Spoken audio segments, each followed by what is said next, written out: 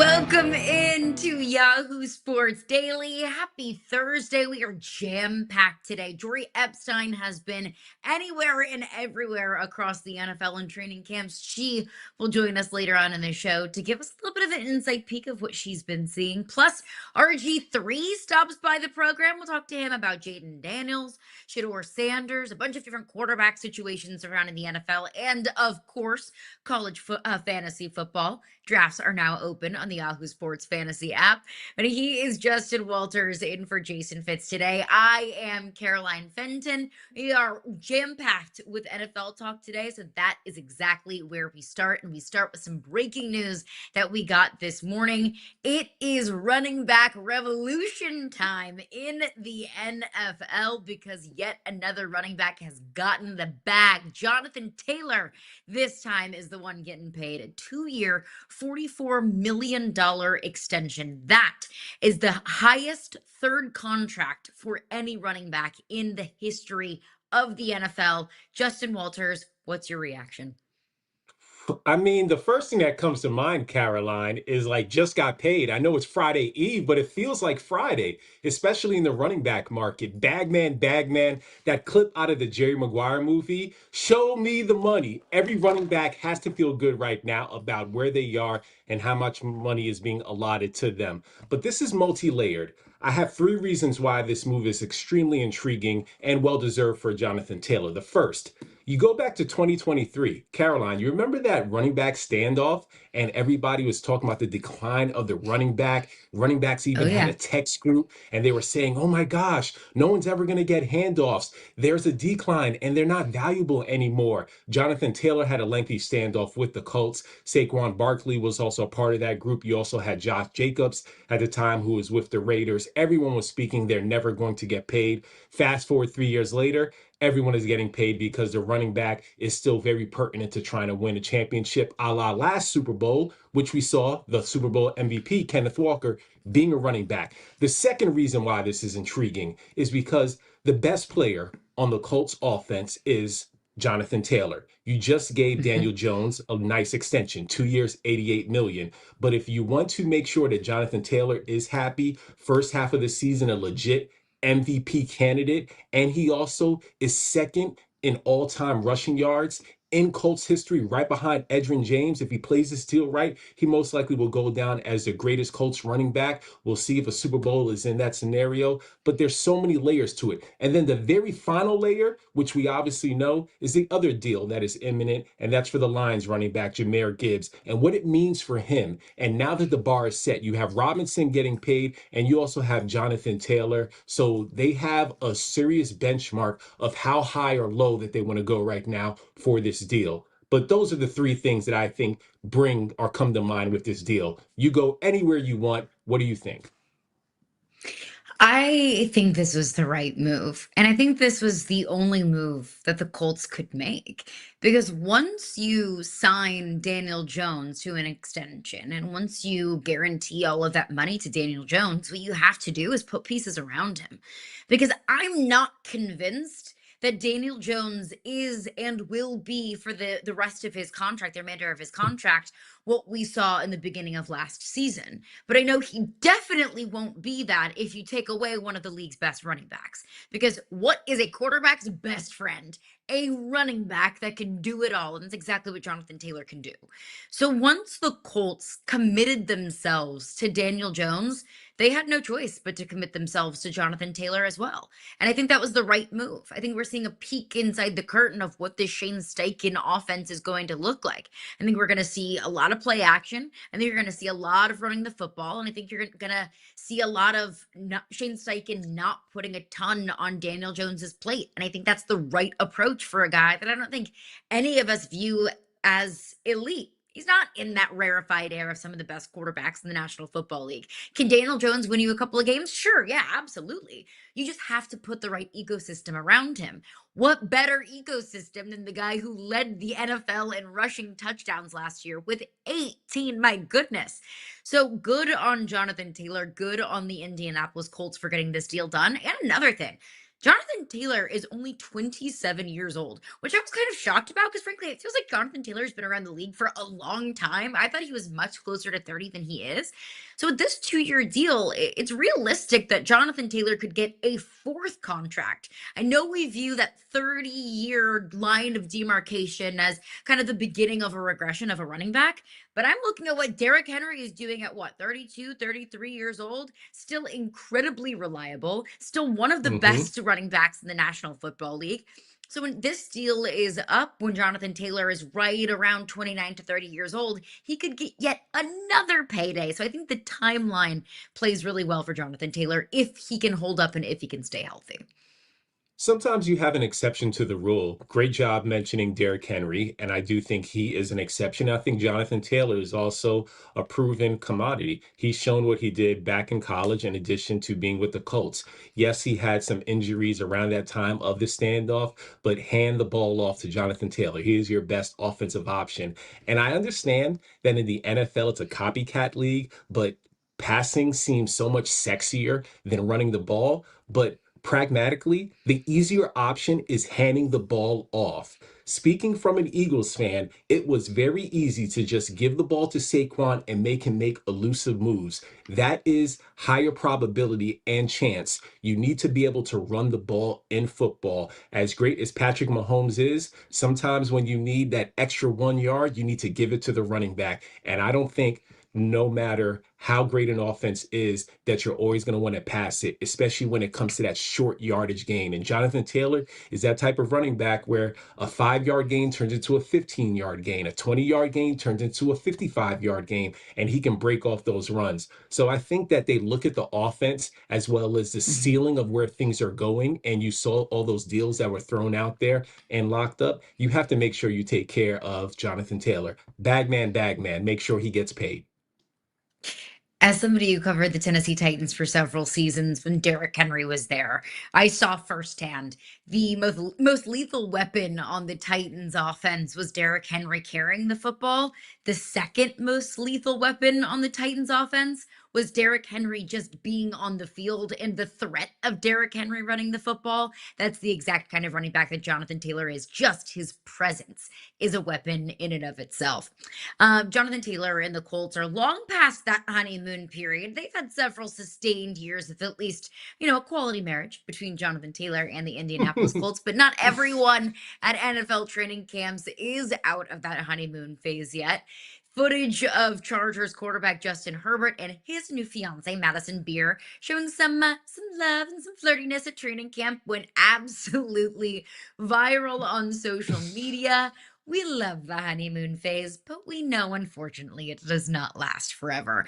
It's true in love, and it's also true in football. So we thought that we would look at a couple of young NFL matches and ask ourselves, will the honeymoon phase keep going this season, or is it destined to just all fall apart? And we will start with maybe the greatest honeymoon phase of them all, and that is Sam Darnold and the Seattle Seahawks, fresh off of a Super Bowl championship. Justin Walters, will the honeymoon phase continue?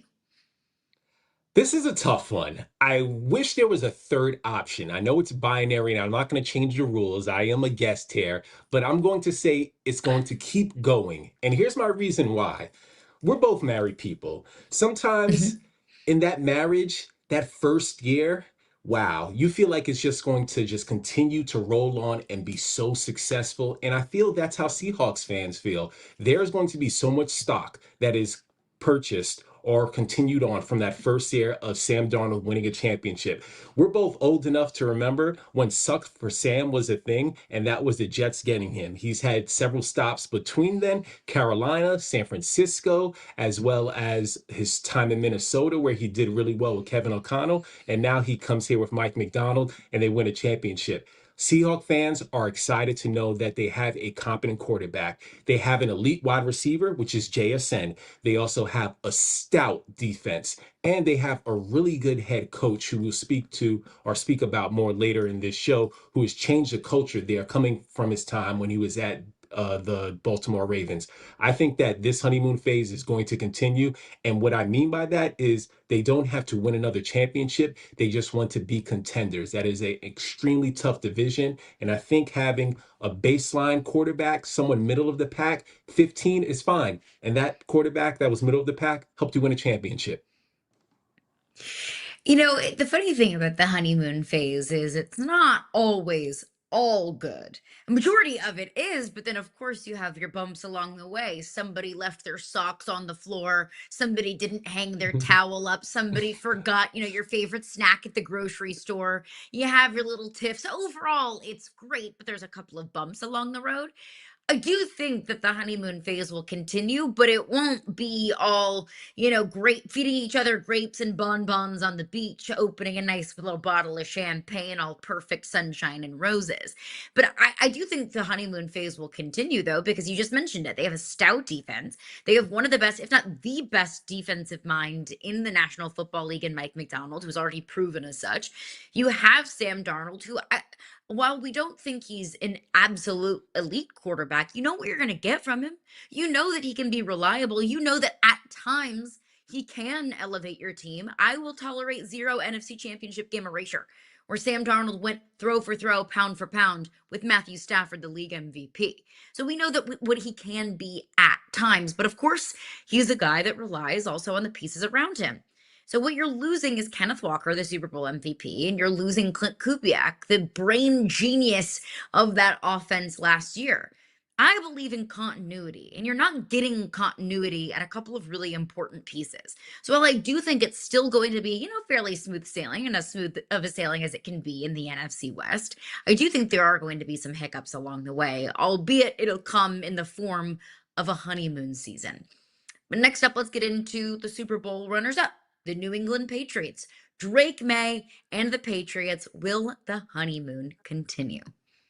This is an easy one. Absolutely, it will continue. Now, we know there have been some off-field shenanigans and distractions that will play into this season, and people are very curious about that. But for on the field, specifically for Drake May and the gentleman that you see on the screen there to his left, that would be AJ Brown. And I think that that is going to be the key contributor to the evolution and growth of May. You mentioned the Super Bowl, or pardon, you mentioned the MVP from last year, Matthew Stafford. The runner-up for MVP was Drake May. Now he's getting a wide receiver one who still has juice left in the tank.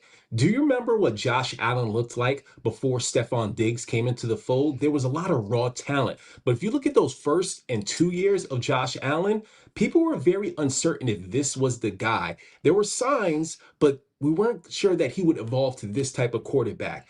Enter in Diggs, who naturally aligned with Josh Allen taking a humongous step forward as a quarterback in Buffalo. Now look at this situation with Drake May. When Josh Allen started, before he had elite wide receivers or at least better options to throw to, he wasn't an MVP candidate. Now he certainly is. Now with Drake May, he was an MVP candidate before he had dynamic options. AJ Brown is going to take his game to another level. Now, they also have a much more difficult schedule, so we're not sure how that is going to play out for this year, but I do think that honeymoon phase will continue because AJ Brown is a Patriot. Yeah, I think unfortunately it's going to fall apart. Look, the team is better with AJ Brown. I think 32 teams in the National Football League are better with AJ Brown. Do not get that twisted. But the schedule last year, and look, Patriots fans get mad about this, but it's true. And I think a lot of paths to a Super Bowl involve a little bit of luck every once in a while. And last year, the luck for the Patriots was a really advantageous schedule and was an advantageous draw in the postseason. Doesn't take anything away from the Patriots. Don't put an asterisk on that on a Super Bowl berth, but that is what it is. But now you go from last season having one of the easiest schedules in the NFL to now having one of the toughest. You go to having a first place schedule. You open up the season on the road at the reigning Super Bowl champions, the team that just whooped you in front of the entire globe not that long ago. That you also play the Jags, you go to the Bills in just the first 4 weeks of the season. It doesn't get much easier for the New England Patriots moving forward. So, just with how difficult the schedule is compared to how easy the schedule was last season, I think the Patriots might have a little bit of a regression this year. Doesn't mean they don't love Drake May, doesn't mean they won't love Mike Vrabel, but it does mean that I don't think this is going to come in the form of a trip to the Super Bowl this year. Plenty of more football talk to come. You know why? Because we have football tonight. Real life football being played on a football field on our TVs. Hallelujah. We'll preview the Hall of Fame game coming up next.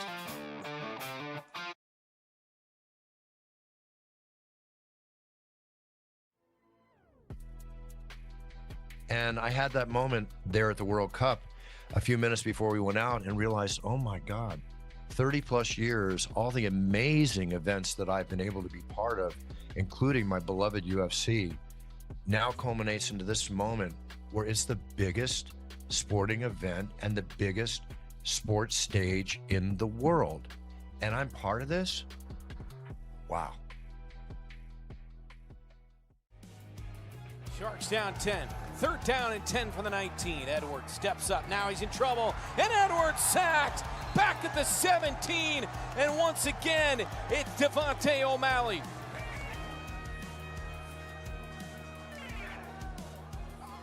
And flipped into the end zone. Touchdown. A thing of beauty. DeLaurent for Murray with a late pitch over the top, end over end. And a Pirates touchdown. Darian Mensah was not the only player who left Duke that day to go to Miami. His best receiver, Cooper Marquette, went with him. He was the best receiver in the Ivy League at Harvard in 2024. He graduates from Harvard. He hops in the portal, goes to Duke, and has 1,100 receiving yards at Duke last year. Well, now he goes to Miami. Harvard to Miami. How can you not love this sport right now? This is fantastic. Still Barnes in there. No Jared Ware on this drive yet. Roberts against the blitz. Goes to the end zone for Keon Williams. Easy as you like. 16-yard touchdown. There's Keon Williams. Tried to go to him in the last drive on that 4th down play to the end zone. Good defense by Orlando, but that time able to shake free to the corner. Oh, yes. Kenny Pickett and Carson Beck. That's when you know that you are desperate for football, when that quarterback matchup starts to look really, really enticing. We are just hours away from real life live football being played on our TVs, and we can all rejoice because we are that much closer to football season, Justin. But people seem conflicted about the Hall of Fame game. On one hand, football is back, and we can't be greedy when we get football on our screens. On the other hand, though, maybe not the sexiest quarterback matchup. A lot of the biggest stars, majority of the starters are going to be sitting in this game. So can you squint your eyes, put some lipstick maybe on this pig, and find reasons for regular, non-sicko football fans to enjoy the Hall of Fame game tonight? Absolutely. You still put lipstick on that pig, it's bacon. And bacon is one of the greatest creations in this world. And I'm not talking about turkey bacon. So let me give you two things to digest in this pork-infused, beautiful exhibition game in early August between the Cardinals and Panthers. First, on the field, the gentleman to your left, Carson Beck. I think that this is a real opportunity for him to get some playing time and possibly a path forward to maybe be QB1. He has two veterans in front of him, that being Jacoby Brissett, who most likely will be the starter, as well as Gardner Minshew. But Carson Beck was a 3rd-round draft pick. Before his injury at Georgia, there was 1st-round draft pick written all over him. He still had an amazing season last year at Miami, fell to the 3rd round, but still has the skill sets and the tools to maybe make some noise. And I think that you can lock into this game and say, like, hey, this could be the future quarterback for the team. I would have 3 reasons to watch this game, but Jeremiah Love, the top 3 pick for them, he's not going to be playing. Now, here's the other reason why you should be locked in. And if you're more into the business side of sports like I am, this is something that should be intriguing. Mike Tomlin. he's going to be making his debut today for NBC. And I'm excited about that personally because we've seen a lot of coaches transition to off the field, to into the booth or on the broadcast set. And I do think that Mike Tomlin could have a seamless transition. I'm not looking for anything hard hitting tonight, but I do want to see how he finds his voice throughout the year. I think Tomlin is going to crush it in front of a microphone. I mean, the way that he speaks about football, the knowledge, the insight, the passion, the Tomlinisms, he's just entertaining to listen to. I mean, how many times have we seen a Mike Tomlin press conference clip go viral? So I think just having him in that role where he doesn't have to worry about keeping the locker room secrets, he doesn't have to worry about game planning, he can just be himself, as unfiltered as you can possibly be on TV. I think he's going to do such a fantastic job. But you hit on, I think for me, the biggest story going into this game is Carson Beck. Sure. I mean, look, it's not Marvin Harrison Jr. We're not going to see Jeremiah Love. We're not going to see Trey McBride. We're not going to see this Cardinals team at full force. But just how does he look as an NFL quarterback? How does he process? How much is Mike LaFleur going to ask Carson Beck to do tonight?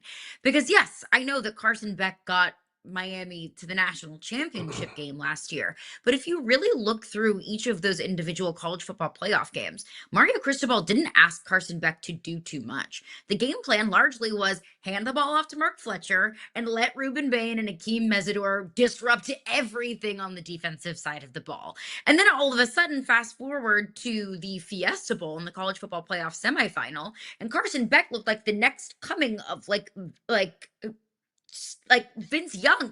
He was crazy with his legs. So I'm interested to see what Carson Beck looks like as an NFL quarterback. And we know that the Cardinals just gave Jacoby Brissett an extension, but it was not a lucrative enough extension, in my opinion, to say that Carson Beck won't have an opportunity at all to play this year. No, I think that the Cardinals absolutely can justify potentially giving the starting role to Carson Beck if he does prove himself as such. Because we know if Carson Beck goes off tonight, the next interception that Jacoby Brissett throws, Cardinals fans everywhere, all 5 of them, are going to be, banging on the table for Carson Beck to come in.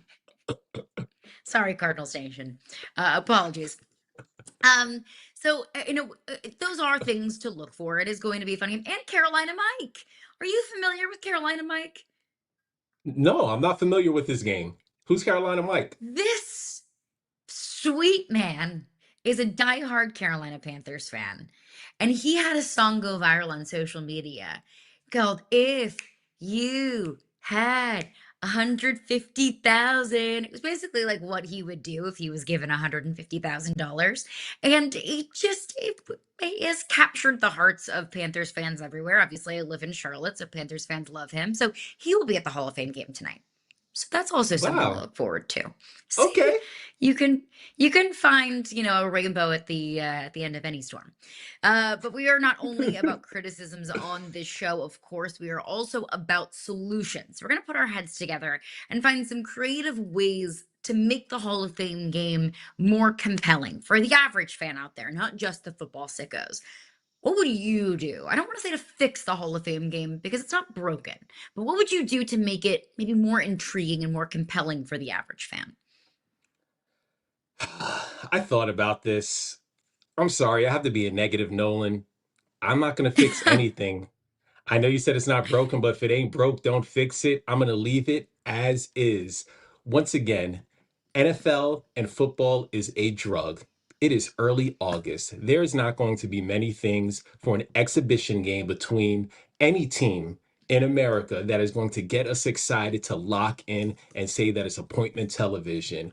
I will say, I think that the NFL has to do its job or try to commit to making some intriguing storylines. And I think that this game has it. We mentioned Carson Beck, but that's contingent on who's being inducted into the Hall of Fame. You have Larry Fitzgerald on one side, you have Luke Kuechly on the other side. So that's one of the reasons why both of these teams have been selected. So that's really tough in itself, but just accept that football is back. We already trimmed the preseason down by 1 game. So both of these teams are now playing 4 games. We get an extra shot of dopamine. We get a little hit, a little bump. I'm not condoning drugs. Once again, I'm talking about football, and this is just an analogy, but just accept it for what it is. The NFL is back. Enjoy yourself tonight. It's going to be like wallpaper, like background noise. I hear you. I know. And I will be watching it, of course, as will probably everybody watching us here in Yahoo Sports Daily. But I'm always of the belief that if it's not the best that you think it can be, then what's the point of even doing it at all? Now, I'm not saying get rid of the Hall of Fame game, but the Hall of Fame game averages about 5 million viewers every single year. Viewers is how many people watched the Oregon-Washington football game last year, and Washington was not all that great of a team. So you're talking about kind of like a middle of the road, maybe upper middle class college football game. I mean, the NFL is an organization that has figured out a way to make the Underwear Olympics a made-for-TV event. The NFL has found a way to make millions and millions and millions of people across the country watch a bunch of guys in suits walk across the stage and put a hat on in the NFL draft. The NFL is masterminds at making things that aren't the most interesting. So how have they not found a way to make the Hall of Fame game a little bit more appointment watching? I don't know how you do that, to be honest with you, because I guess the only way is to put all the starters out there. But you're not going to do that. You're not going to risk injury for your best players on August 6th. So I know that we said that we're solution-based, and I have no solution, but I know that there is one out there. I don't know exactly what it is. Maybe during the break, we'll ask ChatGPT or Claude, and we'll see if they come up with an option, but I don't have any. Oh, I'm sorry, but I'm not. Like, it's not like a concert because, a concert's not going to necessarily pull everybody in unless we're talking about like Justin Bieber, like Coachella type of lineup. In making it more like the Pro Bowl or the Pro Bowl games, rather, doesn't make it more intriguing just because you might have, starters out there. You're not playing an actual football game. So I don't know what it is, but yeah, I think this might be a role for AI because I am stumped. But what are some other preseason storylines away from the Hall of Fame game that you're keeping an eye on? Maybe like your top one or two. All right, top one or two. Definitely start off with a Super Bowl contender, and that would be the LA Rams, Aaron Donald watch. I am waiting on the edge of my seat for this news to break. And you know who's also waiting for this news, Caroline? Not just us, not just Rams fans, every opposing quarterback on the Rams schedule.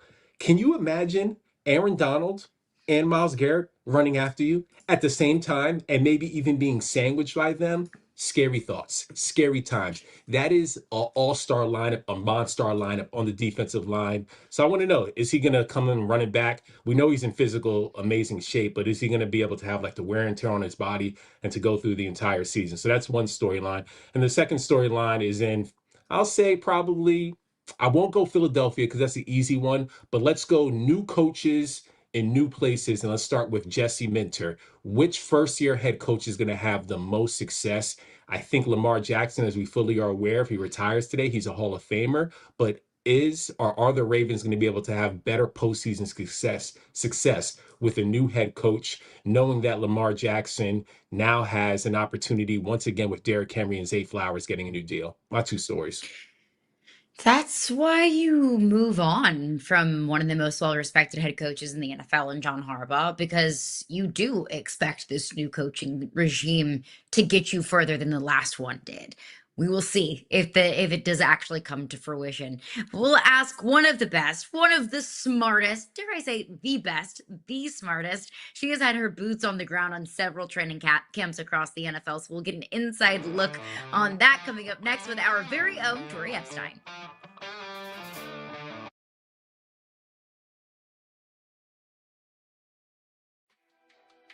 What's the biggest difference between college fantasy football and NFL fantasy football? Biggest difference is going to be the player pool. We're doing Power 4 only here at Yahoo. That's 68 teams. You have 32 in the NFL. You know the entire rosters of these teams. When it comes to college, there's so much turnover and transfer portal moves, plus graduations, that every roster is in flux from year to year, and you're constantly reestablishing that continuity. 3rd and goal from just inside the 7. Sharks, first possession of the second half. Edwards to throw, rips it, end zone. Off the tip, it's caught, touchdown, far wall, Jaden Stoshak. That is incredible concentration by Stoshak. It's good defense. It felt like Orlando knew it was coming, not quite able to haul it down, and instead it turns into a touchdown. Great catch. Ariel, it's like the first time in Rio de Janeiro in 2003 or so when I came out and I did the It's Time, and I'm always focused on the fighter. I don't listen to the audience. And Stitch Duran told me when I got out of the octagon, he goes, Buff, did you hear that? I go, what? He said, the entire stadium said it's time with you. And I go, oh my God. And then Ariel, when they played it at FIFA, I couldn't believe it. It's like 80,000, 70,000 people erupting with It's Time.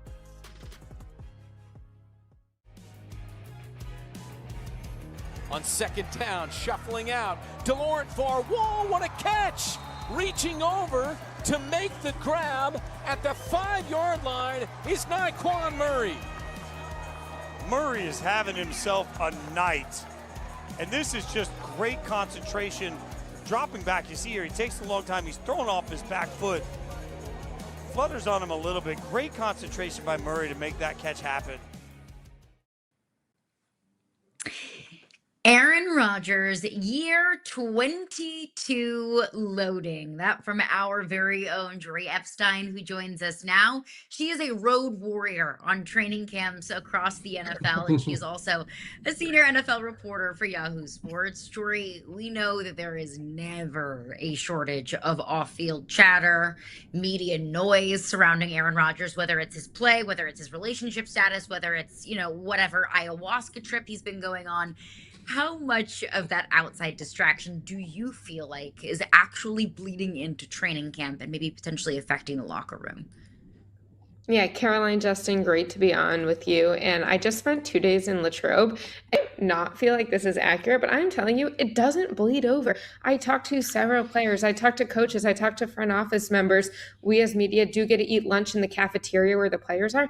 It's not a conversation. The only time it came up was once in a press conference. Mike McCarthy got asked a question about Aaron Rodgers' comments on Anthony Fauci because he had been on Pat McAfee's show the day before. So yes, a reporter might ask the head coach, but his teammates are not focused on that. And I think that's kind of what I've seen a few different stops that Aaron has been is I was talking to Mike McCarthy, and it's like Mike McCarthy and Aaron Rodgers go back 20 years. Do you think that one thing he says now is going to change a 20-year relationship? Not really. And I talked to DK Metcalf, their receiver, and he was like, look, a year ago, I was quite frankly walking on eggshells with Aaron Rodgers because he's 4-time MVP. You want to be perfect. Now I feel like we really got to know each other better. And Aaron took a trip out west to some undisclosed location with 6 teammates where he said, I made myself vulnerable and opened up around the campfire so that they would. And so I think that is the Aaron Rodgers that teammates are actually focused on. Wow, that's great perspective. I would love to be a fly on the wall for that conversation for the campfire. Like, what was served? Why were these 6 people selected? It's like the Avengers. I think we can all agree, no matter what happens on or off the field, Jori, is that there are going to be a lot of eyeballs in Pittsburgh because this is Rodgers' swan song in his last season. You mentioned Mike McCarthy, them going way back. What are realistic expectations with this reunion? Yeah, to me, the biggest question is what is the AFC North going to be? And if you guys know the answer, please share, because this is a division where you have new head coaches in Cleveland, Baltimore, and Pittsburgh. And I mean, obviously, John Harbaugh and Mike Tomlin were leading those teams for so long. So there's so much uncertainty. I mean, when I visited the Bengals earlier this week, I'm like, do you even know what to expect from the teams in your division? I think that on offense, look, you have Aaron Rodgers, DK Metcalf. They got receiver Michael Pittman Jr. this offseason. Pat Freiermuth is looking really good. They've got kind of a 1-2 punch at running back in Jaylen Warren and Rico Dowdle. So I think the offense will look better than last year. Will it look great? I don't know. But if they're like mid-20s in the league last year, I think they could creep up to 13, let's say, if everyone stays healthy. The defense is actually the biggest question mark to me, not because they don't have talent, but because we knew what a Mike Tomlin defense would generally look like. And this is a new culture. You don't have Mike Tomlin out there anymore, and you don't even have live tackling at practices. So are they going to be that physical Steelers defense that we've seen for over a decade? Let's stick in the AFC North then, because like you mentioned, it's a fascinating division, but I do want to go to Cincinnati because Joe Burrow said that he thinks that this Bengals roster might just be the best overall team that he's ever played with, which is very, very high praise considering he used to play on a team with Jamar Chase, Justin Jefferson, Derek Stingley Jr., and Patrick Queen. Based on what you saw at training camp, does this group look complete enough not to just get back to a Super Bowl, but to potentially win one? Yeah, it's a great question. I believe this is my 4th training camp going through Cincinnati. And to me, it was always beforehand, the offense looked great and you were having questions about the defense. The defense looked better than the offense when I was there. And that was not just my perspective. I talked to offensive coordinator Dan Pitcher and receiver Jamar Chase after practice, and both of them were a little bit irked because the defense got the better of them. I mean, you saw Dexter Lawrence really kind of, in Jamar Chase's words, terrorizing practice and showing the offensive line who's boss. I talked to left guard Dalton Reisner, who he had knocked over, and Dexter's like, sometimes you got to assert yourself and it ain't going to stop. And then you get to the DBs and Jamar's like, these DBs are playing more confidently because of the pressure that Dexter is creating on the defensive line. And so I think that they don't need this to be a top 5, top 10 defense. They need it to be a good enough defense that ideally you don't have to score 40 points every game. And why I think it's so interesting is no one's questioning the talent on Cincinnati's offense. We've known for a long time, Joe Burrow, Jamar Chase, T. Higgins. I mean, we can go on and on. They're going to have it ready. But what I think is interesting is a big question since he is always Joe Burrow. Can he stay healthy? Well, if we're being honest with ourselves, one reason he's had trouble staying healthy is because he's felt like he has to carry the team on his shoulders and play hero ball in like week 2, second quarter, rather than in the Super Bowl, and then he gets hurt. Well, what if the defense is only allowing 20 to 30 points a game instead of 40 points a game? Then maybe Joe Burrow stays healthier. You've also written about Dexter Lawrence, and you just spoke recently about the change that he's making. Is it realistic to think that this one person can have a domino effect on the defense, and that points per game that they allow will, let's shed it closer to like 25, 30? Yeah, I think to me the biggest question is, well, it's Dexter Lawrence, but they also got Jonathan Allen on their interior defensive line this offseason. They also brought in Boye Mafe. They got Brian Cook at safety. And so they've actually loaded up a few pieces. Dexter Lawrence is like the shining prize of it all. And that's why they gave the 10th overall pick of the 2026 NFL draft for him. But I do think that he can elevate that defense. He has already elevated the defense. Defensive coordinator Al Golden told me that he's already been changing the playbook and integrating things that play to Dexter's strength. And then when you look at the offense, he's making the offense better too. So, Jori, you are in Cleveland right now, which I'm sure nothing going on there. I'm kidding. What has been your sense of the current quarterback battle? Yeah, I mean, I think if you ask me this in about 30 hours, that would be great because I got here around midnight and I haven't gone to practice yet or done my interviews. Oh, gosh. But what I will say is that I think it'll be interesting to see how they go about this because to me, what Shedeur Sanders and Deshaun Watson offer are not the same thing. I saw this in Minnesota when I was there and it was Kyler Murray and JJ McCarthy.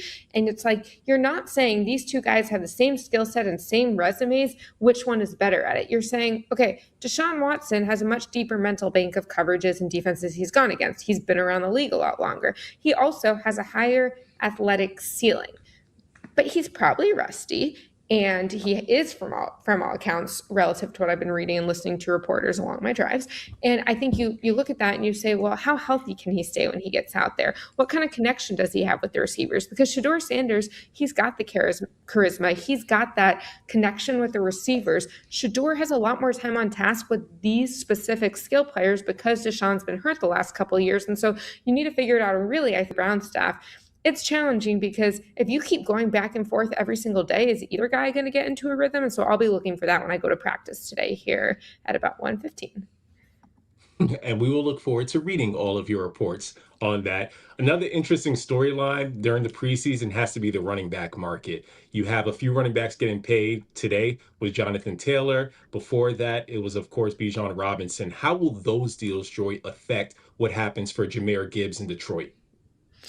Yeah, I mean, every single deal impacts the other guys at the position, particularly if you're at the top of the position. I saw that a lot when I was covering the Cowboys. And hey, CeeDee Lamb, Justin Jefferson, no one wanted to get the deal first because whoever got it first was going to get the next deal. I think to me, the running back market has been weirdly depressed for a while. And I understand that there are some people in the league who believe that it's a depreciating asset because of the ground and pound that they take relative to other positions. A receiver can often last longer in this league than a running back if you're really going downhill.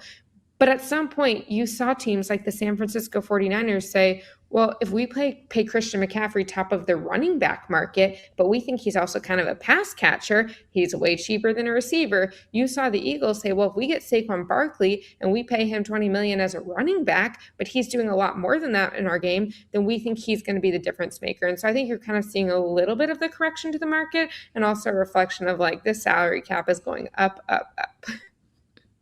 Yeah, there's no shortage of cash flow in the NFL. That is absolutely for certain. Want to get your thoughts on another quarterback battle that we're seeing unfold in camp, though, and that's in Minnesota. Who do you expect to be QB1 in week 1, and what are some things that you're looking for? Yeah, so I went there first on my training camp stuff. That feels a long time ago because I've been to 6 other teams since, or I'm on my 6 other teams since. But I think to me, it's kind of like, again, kind of what we were saying with Deshaun and Shore. Kyler Murray is the more athletically gifted and a higher athletic ceiling quarterback than JJ McCarthy. JJ McCarthy has more time on task with this cast, or at least he did when I was there. I was only there the first day of practice, which was, it wasn't full tempo, it wasn't pads, but JJ had a deeper understanding of how to operate the offense because this is his 3rd season in the offense, even if he was injured for a season and a little bit more of that. So I'm of the belief that if you believe in JJ McCarthy, you're not Kyler Murray. I don't care that it's $1.3 million veteran minimum. You are clearly challenging the guy. And if you believe JJ was ready now, you don't bring him in. So I think this is a team that is expecting probably and trying to make Kyler Murray work. But then you say, okay, you still have to have some degree of competition. If it doesn't bear out and he doesn't pick up the offense in time and he doesn't actually feel it healthy enough that he's going to be able to use his dual threat, then you give it to JJ McCarthy. The last thing I'll say is there's definitely kind of this belief around the league that when you have a competition between the older guy who you're trying to make work one more time versus the young guy who you drafted, you start with the older one because it's much easier to then go to your young guy after you gave him time versus if you start with Shedeur, if you start with JJ McCarthy and then you go away from them, then what are you doing with that asset? So I would think Kyler Murray would win week 1, but I do think that they need to see a little more from both of them than they were seeing the first day of that practice when I was there. Yeah, and that's also an extremely difficult division. I think another thing that everyone is curious about is how Caleb Williams and Ben Johnson are going to work together in year 2. We saw some amazing moments, ice cold moments that got the Madden cover for Caleb Williams. What are you hearing about their cohesiveness and chemistry that will maybe result in better postseason success? Yeah, I went to them, let's see, it was last Friday. I was at Chicago, and that was probably the cleanest practice I've seen yet. It was kind of hard. I'm like, is this the offense looks amazing or the defense is just not there yet? But when I talked to people, they were very honest and said a year ago in Ben Johnson's first year, Ryan Poles, their general manager, told me it was that sloppy, if not downright bad at certain times because they just did not have the cadence down. They did not have control of the operation and Ben Johnson was still pushing them. That is not the case here. And so when you talk about Caleb Williams' playmaking, I mean, they felt like that really came back to Caleb last year relative to his first season in the league because he had the comfort in the offense. He had a lot of the weapons and he had coaches supporting him. I think he and Ben Johnson are poised to have a much better season. As Ben Johnson said tongue-in-cheek last week, could they still be regression candidates because they won a lot of last-minute games and kind of some fluke plays? Yes, but I would be surprised if they were not a better team than last year, unless, of course, Caleb Williams got hurt, which I say because they remind me a lot of the Commanders and Jayden Daniels a year ago, but then Jayden did get hurt. One thing that I have learned about Ben Johnson, He's not going to sugarcoat anything. He is not going to give anybody praise if he doesn't feel like it's deserved. The Cowboys are kind of your wheelhouse and a big part of your background. So Micah Parsons is looking at that matchup with the Cowboys in Week 6 as a potential return. Do we think that's strategic? Is he kind of playing into some of the narratives of the Packers-Cowboys matchup? Or what are your thoughts on Micah Parsons' eventual return? Yeah, it's a fair question. I can tell you, Micah definitely wants to play the Cowboys. Now, let's remember, he did play them last year, so it wouldn't be his first time playing the Cowboys after being traded away from them.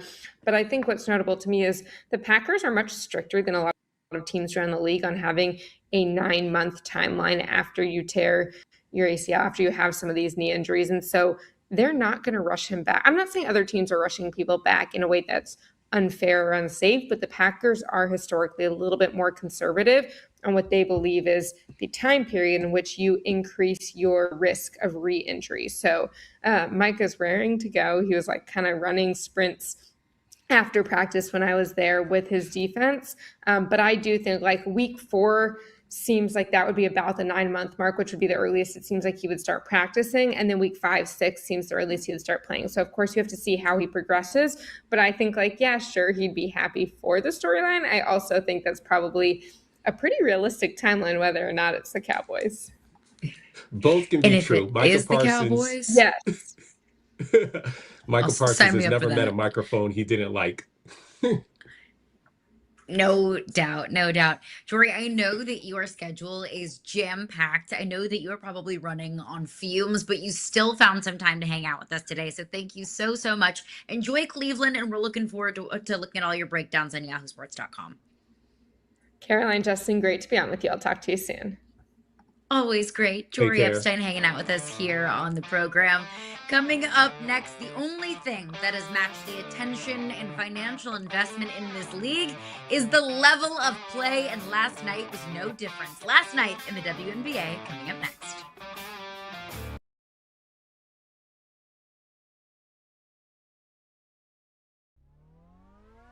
How do you feel about the Seahawks skill players at this point in time? The good part, I think, if you're a Seahawks fan, what you would argue here is that outside of Cooper Kupp, like everybody should, I think, have another step to take. It's not impossible that JSN does this again, but you bake in some, I'm not like negative against the player, but just a little regression there. The way you offset that is younger guys and other players step up. Derby on the ground, a high popper. Puka comes up to get it at the 10. Williams out of the 15 and the 20. Puka Williams is free. Inside the 10, 5, touchdown! Puka Williams. When you have one of the best returners in the league, when you have one of the fastest guys in the league, he has been on the verge of returning these over and over in this game. You know how dangerous he is. You've got to have a plan. We're going to talk about Alan Graves, who looks like a hit of a draft prospect for the Toronto Raptors. Looks sensational, man. I thought the shot was there. You talked about the percentage, but also most of the shots were off of the catch, above the break. Just a good sign in terms of his positioning. And I think for the Toronto Raptors, a team that already has so much size, adding Alan Graves to this, it almost feels like some of those championship Raptors teams. Walter Wilbon's on his left hip. White rolls right. White throws deep. White's got a man open. Jamon Street, touchdown, New Mexico. First career touchdown pass for LaJames White, and New Mexico strikes on first down. Look at him go. Calls for it. Fakes the handoff. I mean, textbook QB1 stuff.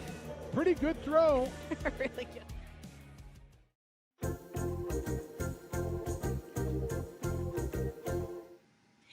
Just the best jingle that we have here on this show. Last night in the WNBA, we saw the largest comeback of the season when the Washington Mystics erased a 20-point deficit to take down the Dallas Wings 96-92. That is 5 straight wins for this young Washington squad. What did you see last night from Washington? Is this a team that's ready to contend in the East, in your opinion, Justin? They can contend in the East, but in terms of winning the East, I wouldn't go that far. In the standings right now, it is a gridlock on the Eastern side. So you have Indiana as well as Atlanta deadlocked at the top seed right now. And then a game behind them is the New York Liberty. And then a game and a half behind those teams is, of course, the Washington Mystics.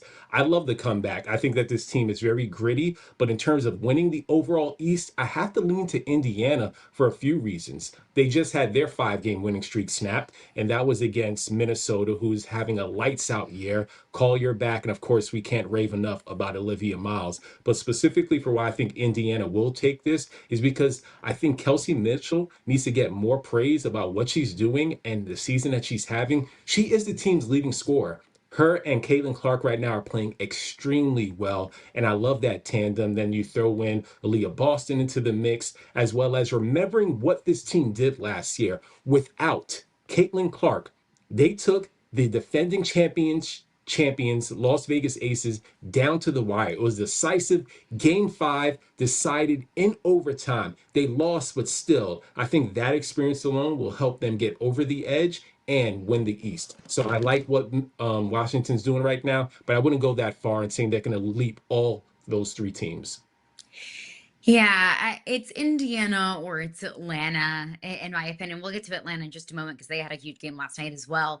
But that's not to say that what Washington is doing this year is not wildly impressive, because what they did last night, erasing that 20-point deficit. We're talking about a Dallas team that has been playing their best brand of basketball in crunch time in the fourth quarter, especially when their backs are against the wall. I don't know if this is statistically true, but it would not surprise me if Dallas did lead the WNBA in fourth quarter comeback. So Washington was able to do to a team the same thing that they've been doing to other teams on their schedule, maybe even better than any other team in the WNBA.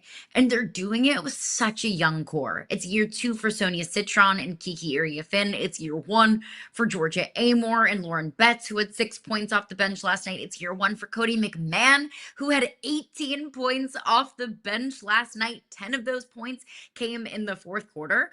So this is still a very young team. This is a team that isn't in have to absolutely positively win a championship now kind of window. But what you are seeing is a lot of these young players stepping up in big moments, and like they did last night in the final few minutes of the game, and putting up big time performances. So when a lot of these players, this young core is going into next year and the year after, well, they have all of this really valuable experience, high level experience in crunch time games. So no, I don't think that the Mystics can contend in the East, but are they really fun to watch? And do they have one of the brightest futures in the WNBA? Yes, I will absolutely positively agree with that one there. Let's go west, because we had 19 points from Kelsey Plum for the Mercury last night, and just her second outing for the Phoenix Mercury. That's nearly 40 points in 2 combined games for Kelsey Plum in her Mercury debut. But that was not quite enough to get the win against the Atlanta Dream. We had Angel Reese's 21st double-double of the season. What was your takeaway from a 96-82 win for the Dream? I think Kelsey Plum would be the easy answer, but I think the right answer is going to be how well the Dream is playing right now. The Dream is playing right now. They're extremely cohesive. They can attack you in so many different ways. Angel Reese has been a terror on the boards, especially offense and giving the team extra possessions. But you have 14 triples that were knocked down by the squad. In addition to that, you have 4 of all 5 starters being in double figures, and this team just knows their identity and how they're able to balance things. Now they have some huge matchups coming up on their schedule that are going to be really a good litmus test for where things stand in the season, because it's safe to say that we know all the identities by all these teams. I want to see how they stack up against the Aces as well as Minnesota, now that they really feel like they have their legs under them. But the Dream right now, they're playing extremely well, and I think everyone plays their role correctly, whether it's Ryan Howard, whether it's Jordan Kanata, who's just crushed it with the assist. In addition to Angel Reese, this team is a well-oiled machine. It's Ryan Howard, it's Alicia Gray, and it's Angel Reese. Like that trio is what will catapult Atlanta to a championship if they do in fact get there. Because you have Ryan Howard and Alicia Gray who are both good for 20 points a night. And that's exactly what you got from both of them last night. Ryan Howard leading scorer for the Dream last night, 23 points. Alicia Gray with 20. Like we mentioned, Angel Reese with yet another double-double because she is a double-double machine. Those three are such a strong core. And then you add on top of that some of their supplementary scorers, some of their secondary scorers that are also incredibly reliable. You can get quality minutes off the bench as well. So I saw kind of a juxtaposition last night of the Dreams offseason edition of Angel Reese paired with Ryan Howard and Alicia Gray and the rest of that core could very well be the difference for this Dream team versus Kelsey Plum not being the difference for the Phoenix Mercury. Can she make a difference? Has she already made a difference? Yes, absolutely, 1000% she has. But the Phoenix Mercury just don't have a lot of time to make up a lot of ground to get into a postseason spot. And after a loss last night, stacking losses, I just don't think that they're going to be able to get there. So that was one of my biggest takeaways from that game. But we also have an epic showdown, a battle of the heavyweights tonight. We get the defending champion Las Vegas Aces and the Indiana Fever with Caitlin Clark and Aaliyah Boston and Kelsey Mitchell. Are we going to watch the eventual league MVP tonight? Yes, but let's also clarify that I believe that the league MVP has already been wrapped up, and that is Asia Wilson. Oh. She is going to be in the territory of 5 regular season MVPs. Only a few people in other sports have done that. Gretzky, we've heard of him. Jordan, heard of him. Kareem Abdul-Jabbar, all GOATs. What we're watching her do has been phenomenal. One of the Aces' biggest weaknesses or Achilles' heels has been their depth. They have depth this season, and all Asia Wilson does is like, you know what? I'm going to extend my game and shoot more threes and be very efficient at it. Everything she does is just electric. She is one of the best players and could go down as the greatest player of all time. I do think that this is going to be an extremely exciting matchup between both of these squads, especially the way that the Fever have been playing. I do want to see how it does end up falling, but I do think in terms of the MVP conversation, how you framed it, this is Asia Wilson's award to lose. Everyone else is in second place right now, and I don't think it's close. I think that if you were to ask everyone right now, we still have plenty of games to play. They're going to give you Asia Wilson, and that's on top of all the great things we've seen from Caitlin Clark, who's getting or finding her footing. Kelsey Mitchell, who's leading the team in scoring and has been crushing it this year. Olivia Miles, Paige Beckers, the list goes on. Asia Wilson is the top player and is a clear runner right now, front runner for MVP. It is insane that Asia Wilson is already, at least on mine, I would say a majority of people's WNBA Mount Rushmores, and she's not even 30 yet. Like, that is just absurd. What Asia Wilson is doing is, what she's doing is what anyone would expect or would love from like a Victor Wembanyama on the men's side. If Victor Wembanyama wins 4 MVPs and 3 championships, he'll go down as one of the greatest players to ever play the game. I mean, and Asia Wilson has already done that. And I don't even think she's close to the end of her career. But for me right now, it's Olivia Miles. I love watching Olivia Miles. She's the point guard and the leading scorer on the #1 team in the WNBA right now. That's a pretty simple and clear-cut argument for MVP for me. Now, the season's not over yet, and the Lynx have the toughest remaining schedule in the league. But if they can stay the course and Olivia Miles can keep doing what she is doing at this level, and I don't think that this should be a contributing factor to an MVP case, but she is a rookie, which makes it that much more impressive. It shouldn't be a consideration for MVP because you don't get extra points for how many years you played in the league or not. But just in my own personal eyes, the fact that she's doing this as a rookie with no Nafisa Collier is absolutely just incredible. So if I had to vote today, which of course we don't vote today, but if I did vote today, my vote would go to Olivia Miles. If Olivia Miles does not win MVP, if the Lynx fall off, if she goes through a little bit of a rookie learning curve, which she hasn't yet, but we'll see, I do believe it is one of those two women that you're seeing at the bottom of your screen. I do believe that it would either be Caitlin Clark or Asia Wilson as this season's MVP.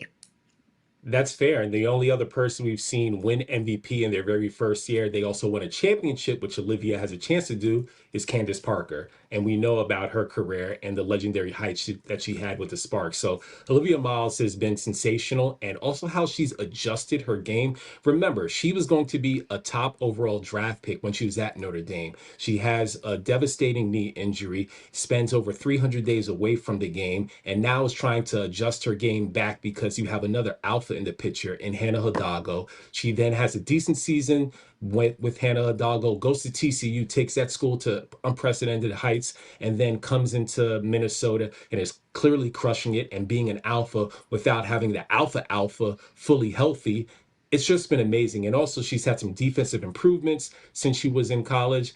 I've been amazed at what she's doing, but I still give the edge to the Aces, and specifically Asia Wilson in the MVP conversation.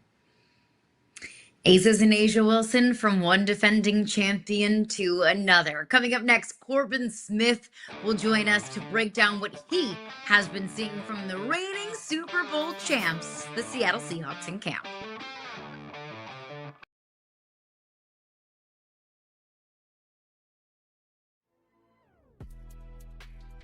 And I had that moment there at the World Cup a few minutes before we went out and realized, oh my God, 30 plus years, all the amazing events that I've been able to be part of, including my beloved UFC, now culminates into this moment where it's the biggest sporting event and the biggest sports stage in the world. And I'm part of this? Wow. Sharks down 10. Third down and 10 from the 19. Edwards steps up. Now he's in trouble. And Edwards sacked. Back at the 17. And once again, it's Devontae O'Malley.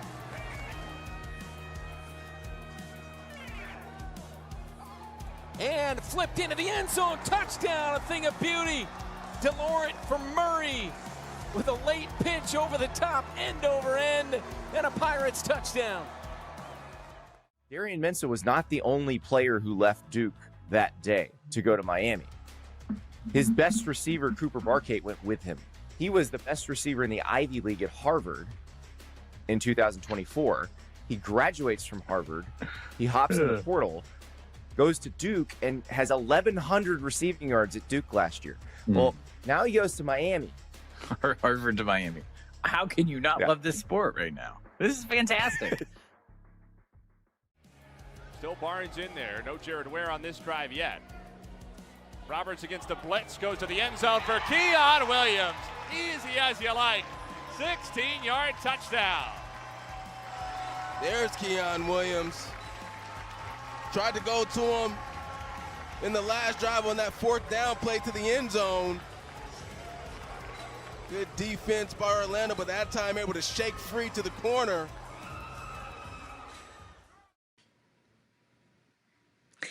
Seahawks quarterback Sam Darnold on LeBron joining the Sixers. Quote, I hate how people are hating him for going to a good team. He's 42. He can go wherever he wants. Any free agent ever would be like, yeah, I want to go play for a championship. That's something that Sam Darnold knows all too well. Going to play and to win a championship. So joining us now to break down all things Seattle Seahawks is our friend Corbin Smith. You can find him on Emerald Spectrum and as the host of Locked On Seahawks. Corbin, appreciate your time this morning, especially so early on the West Coast, but I want to deep dive right into it. Are Seahawks fans fully rallying around Sam Darnold as their franchise quarterback, or is there still some lingering fear that he could regress into the New York Jets kind of Sam Darnold that we saw so many years ago? You know, there might be people outside of Seattle that still feel that way. In fact, I've seen some of it. But in Seattle, Sam has been the man really since about mid-October last year.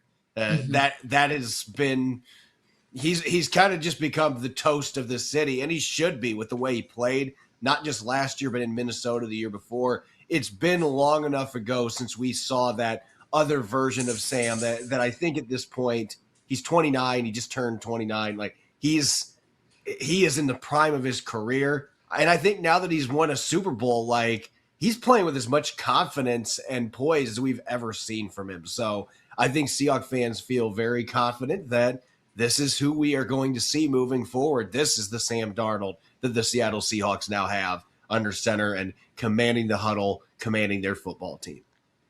Yeah, and he showed it last year, especially in key moments. Caroline and I were just speaking about the NFC Championship. So you're confident about when it comes to Sam Darnold, but how confident are you in terms of your new OC? Because no longer have Clint Kubiak. He's left and he's now with the Raiders. Stepping in is the former assistant from the 49ers, Brian Fleury. What does this mean for Sam, and how do you think that those two will mesh? Yeah, normally when you hire an offensive coordinator that has never called plays at any level, which Brian Fleury had never called plays at any level, that immediately is going to raise some red flags. But all I have seen from Brian Fleury is an incredibly impressive, authentic, smart coach that has been prepared for this moment, being under Kyle Shanahan for the last 6 years. He's coached tight ends there. He was a run game coordinator for the 49ers last season, helped Christian McCaffrey have that bounce back year. He just strikes me as somebody that he has been prepared for this moment. And like Mike McDonald has said a couple of times, hey, everybody's got to have that first time. They got to call plays. Mike McDonald's been there working with him, but I've been really impressed and getting to see a lot of two-back stuff. They're utilizing their tight ends in the pass game more than they did last year with Clint Kubiak, which makes sense given his background as a longtime tight end coach. And the other thing that's fascinating is that Brian Fleury was a defensive coordinator at one point in college, and his first couple of years in the NFL was a defensive coach. I think Mike McDonald really values that unique perspective that he has, knowing how defensive play callers look at the calling of a game standpoint. And I think that gives him kind of some unique qualifications for being ready for this. And the offensive coordinator change is not the only change this offense is facing. Kenneth Walker is no longer anchoring the backfield. Now, Zach Charbonnet does come back, but without Kenneth Walker, how will this offense adjust? I think it's going to take a little bit of time to get their run game going, and it isn't because of the talent back there. I think Janarian Price, their first-round pick, is a tremendous talent. I expect that he's going to be starting at the beginning of the season. He's going to get plenty of opportunities, but he was never a starter at Notre Dame, and it's going to take some time for him to acclimate. You've got George Holani, who was really good in the NFC Championship game and the Super Bowl, replacing an injured Zach Charbonnet as the number 2 back. He's excellent in pass pro, really soft hands out of the backfield. Emmanuel Wilson's the X factor here, coming from Green Bay. 230-pound battering ram, underrated hands as a receiver, but he gives them more of that between the tackles punch that they're going to be missing while Zach Charbonnet is out at the beginning of the year till he's back from his injury. I expect those three are going to be the main cogs in this run game, and the passing game is going to be really good. They might have to carry a little bit more weight on their shoulders till the run game is able to fully get going with the new pieces that they've got back there. That is music to Jackson Smith and Jigba's ears. He said, surely you want more targets from me? I will take that. We know that he is one of the best weapons in the league, but what is the next step of evolution look like for JSN, knowing that more teams are going to target him and maybe have double teams? Yeah, this is going to be fascinating because I could see Jackson Smith and Jigba having a major drop in production this year. Like, he might only catch 95 to 100 catches, finish with around 1,200, 1,300 yards. But I could see him go out and get 14 or 15 touchdowns because this team has I call it a 4-prong monster at wide receiver. Rashid Shaheed has had a full offseason now with Sam Darnold. He has looked flat out awesome in training camp and OTAs. Before that, those two are now on the same page, had a 50-yard touchdown in yesterday's practice. He's been outstanding. They've got a healthy Torrey Horton back, who, by the way, had 5 touchdowns out of his 13 catches in 9 games before he got hurt last year as a rookie. He's 6'2" with blazing speed. And Cooper Kupp looks like he's found a little bit of the fountain of youth. He looks faster this season than he did last year.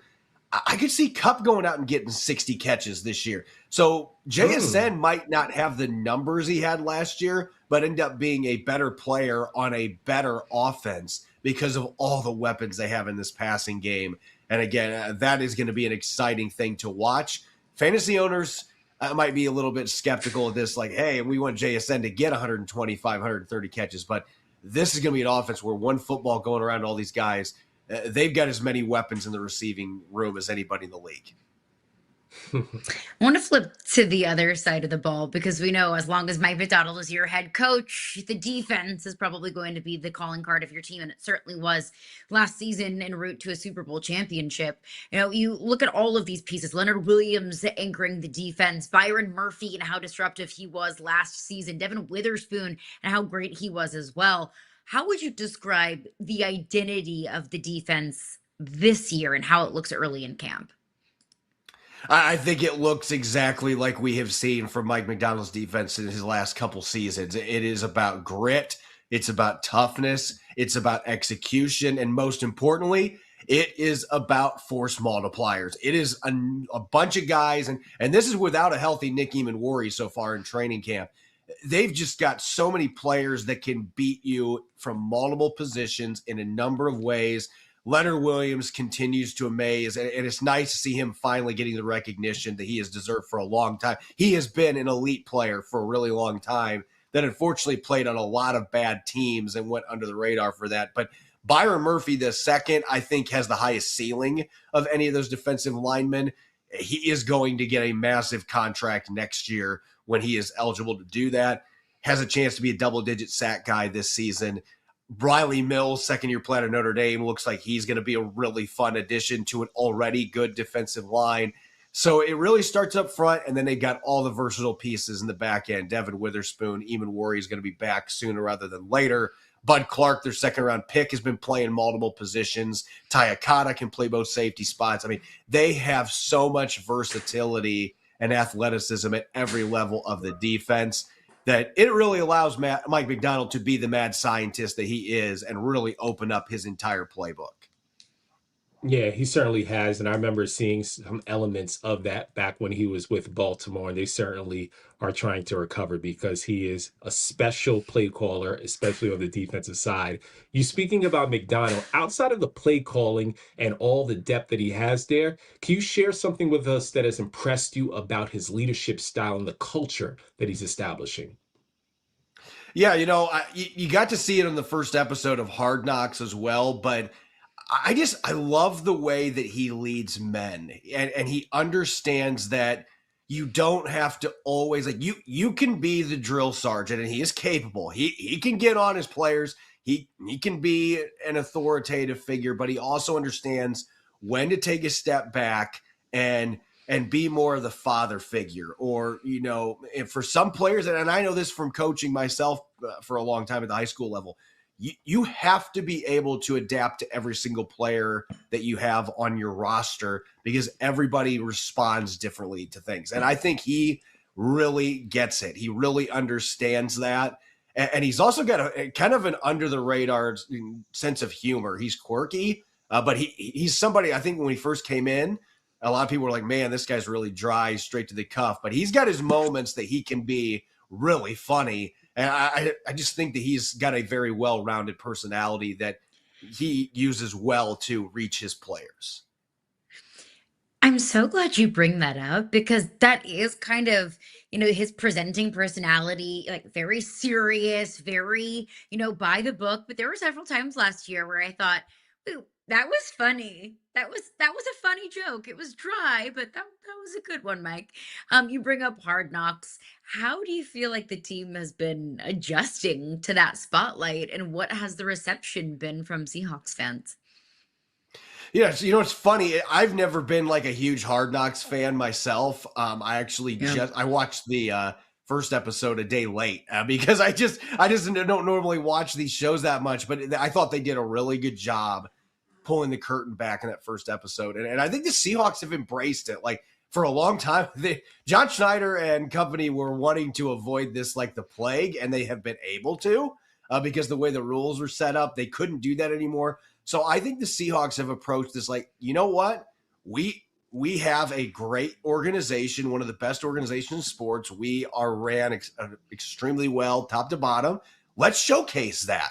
So, I think they obviously have had some editorial command on this, but I think that Mike McDonald's kind of like, look, let's show people what we do and let's be authentic. And I think that has created a unique show, because how many times has Hard Knocks had really bad teams that have been on that show? This is kind of a breath of fresh air, seeing a really well-ran organization on Hard Knocks, and talking to a few people filming. They're like, this is just so different than what we're used to. And so I think it's really shedding light on what makes this a special organization, and has made it that for really since John Schneider arrived in 2010. Yeah, Hard Knocks had to pivot. I miss those days when Hard Knocks was truly special, unearthing or revealing new information. The Jets talking about Rex Ryan, or let's go get some ice cream. But neither here nor there. You have a competent team and a competent coach. Be objective right here, Corbin, if you can. You also have another Super Bowl contender in your division with the Los Angeles Rams.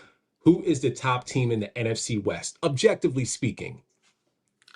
Everybody's going to look at the Rams with the additions that they made, and I think they are a better football team, obviously, with Myles Garrett. If Aaron Donald comes back, that's going to be a really fun storyline, although I'm already getting quite fatigued by that. But I think the Seahawks are still the team to beat in that division. They were a year ahead of schedule last year. They still are an incredibly young roster for the most part, and Sam Darnold, I think, has still got his best football ahead of him at quarterback. They've got a boatload of talent at his disposal on the skill positions. They have all 5 starting offensive linemen returning. They're 27 and under. I think this is the best O-line they've had since Walter Jones was still roaming on the field. They've got an elite defense.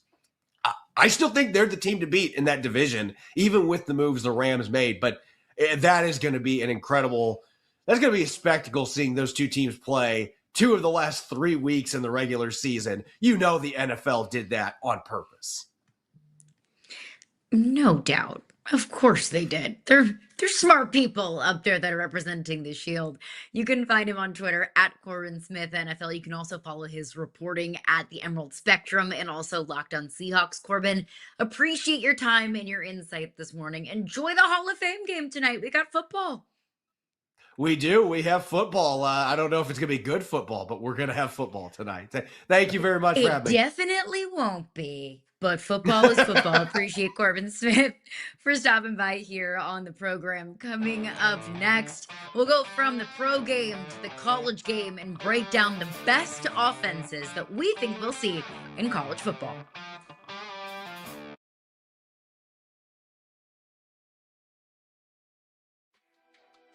What's the biggest difference between college fantasy football and NFL fantasy football? Biggest difference is going to be the player pool. We're doing Power 4 only here at Yahoo. That's 68 teams. You have 32 in the NFL. You know the entire rosters of these teams. When it comes to college, there's so much turnover and transfer portal moves, plus graduations, that every roster is in flux from year to year, and you're constantly reestablishing that continuity. 3rd and goal from just inside the 7. Sharks, first possession of the second half. Edwards to throw, rips it, end zone.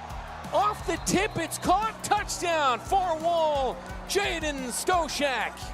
That is incredible concentration by Stoshak.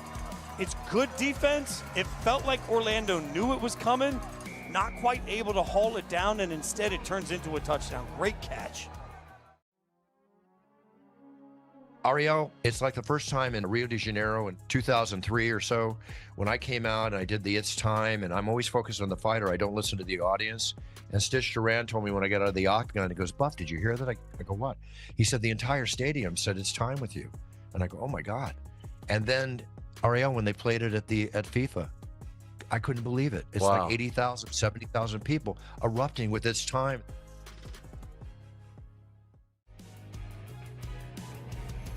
On 2nd down, shuffling out. DeLaurent far wall, what a catch! Reaching over to make the grab at the 5-yard line is Naquan Murray. Murray is having himself a night. And this is just great concentration, Dropping back, you see here, he takes a long time. He's throwing off his back foot. Flutters on him a little bit. Great concentration by Murray to make that catch happen. This might be my favorite story of the offseason. Akron football says that you can make history and be the lucky season ticket holder to design the opening drive of the home opener when the Zips host Robert Morris. I had to double check and make sure that this was actually, in fact, a real account, because people on Twitter went crazy with this and said, oh, yeah, absolutely. I'm just going to run 3 go routes, and then on 4th down, I'm running a fake punt. Quarterback might get sacked 3 consecutive times, but it's fine. That will be my legacy as an offensive coordinator. Great gimmick, though, for Akron football to get people to buy season tickets, to get people excited, to invest their money into the football program. So I'll ask you, Justin, if you had to come up with, let's just say, a gimmick to drive season ticket holder sales through the roof, what would it be? I was thinking extremely creative and outlandish to the 20th degree. But here's what I said. Love outlandish. Because I love anarchy, I love chaos, and I think at its true fabric, what makes college football special is the environment in addition to the fans. And if I want perfect attendance, I'm going to spike up the season ticket holders, and I'm going to say, if you have perfect attendance, you will be absolved from any type of crime and storming the field if an upset takes place or any type of victory. And I think that that is pretty intriguing, but you have to have perfect attendance. And if you get arrested or in trouble, then I'm sorry, and you don't have perfect attendance, then you got to be locked up. You got to do some time for a little bit. You got to get out on bail. So that's what I would do. I think that'd be really exciting to know that there'd be no repercussions. Of course, it's the university that has to pay the fine, and we've seen that. So most people aren't getting in that much trouble. But I think of when the goalpost was ripped up from the field, and then Tennessee had it going down the street in Knoxville. That would be what I think could entice or excite fans, knowing that I can storm the field and act crazy. And you know what? I'm not going to get in trouble. Perfect attendance, though. Perfect attendance is mandated. You know, I fear in college football we have stormed the field a little bit too close to the sun, because I'm old enough to remember a time when you only stormed the field when you upset like an undefeated top 3 team in the country. Like, now we got teams storming the field all willy-nilly for beating, the 25th ranked team in the country when you were like 2.5-point underdogs. Like, no, we reserve storming the field for very specific occasions, for important occasions. So I do think that we need to reel in the storming of the field a little bit, but I do love that. I thought, I saw Akron's, you get to be offensive coordinator for the opening series. That's great and all. I'll take that and I'll raise you. You get to be the quarterback for the opening series. If you you can pick any number, like the 1500th season ticket holder or the 2000th, whatever, like a special number. Pick your number, choose your adventure. You get to be the quarterback. So you get to put the pads on, you get to lace up the cleats, and you get to go out there and lead your team to victory, at least for a series. Although there might be some NCAA violations with that, but surely we can just take it to court and just, get the NCAA thrown out of this, because everybody does that, right? Just take it to court. Okay, so clearly you enjoyed Rudy, but this isn't Rudy, and this won't be a fairy tale ending, because I'm not putting grandpa back there under center. I'm not putting any kid there under center. I'm thinking Rules about are rules. liability. This is outlandish, but the question was to excite and entice and to drive up ticket sales. And you know what? Hands down, you definitely win this one, but that's wild. That is wild. All right, what position? You want to do quarterback? I'm probably not going to do quarterback. I'd rather do wide receiver. Maybe I'll top yours. You get to pick a position. Most people would pick offense. I'd pick wide receiver. I'm definitely not picking linebacker. I'm good. I'm going edge rusher. Edge rusher. I was going to say defensive line. Yeah. Like I'm trying to beat somebody up. I'm trying to pop some pads. I know I am Yeah. not at risk of any sort of targeting calls because I have no next game, because I do not have to pay any sort of consequences. Not that I'm trying to, headhunt or anything, but I know that I can go buck wild trying to get after the quarterback. You That's what sound I'm like Greg doing. Williams, Bounty Gate. Yeah, That's Caroline's philosophy. trying It's to like you trying have to get to, my hand in the in dirt order a to little beat the bit. team, you have to cut the head off of the snake. I sound like But yeah, Dan Campbell over here. Like, I'm going to bite you off at your ankles and I'm going to bite you off at your knees. That's going to be my team's mentality, at least for our opening series. But I do want to talk about college offenses that we actually do want to, to watch next year, because I don't think any offense, at least led by me, is going to be one that you do want to watch. So, what is one college football offense that has the potential, in your opinion, to be the most exciting to watch in college football? this is an easy answer. It has to be Ohio State. They're a factory. Have you ever thought Yeah. about having the perfect grocery list? That is what Ohio State has every single year. The perfect grocery list. Their NIL and their endowment and everything they'll be able to offer to those kids is absurd. But specifically for the offense, and under center for Julian Sain, who led the FBS in completion percentage last year, I think it has to be them without a doubt. You have Jeremiah Smith, arguably the top wide receiver in the game. And then guess what? Who's on the other side? The number one prospect, Chris Henry Jr. So I think that Ohio State would be the perfect scenario. All Julian Sain has to do is just make sure that he throws the ball in the right place. A lot easier said than done, but it's a proven concept. And you've had other players that have done it, whether it be Will Howard as well as Kyle McCord. Just make sure that you throw the ball in the right place. This would be the most exciting offense based off of peak powers, and the options are available.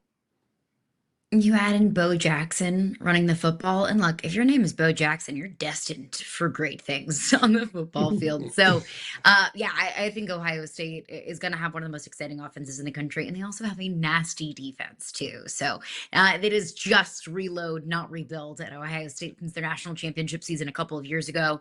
I'm going to go Texas though, and you're going to say everyone's rolling their eyes. That's what you said last year. No. That's what everybody else said last year.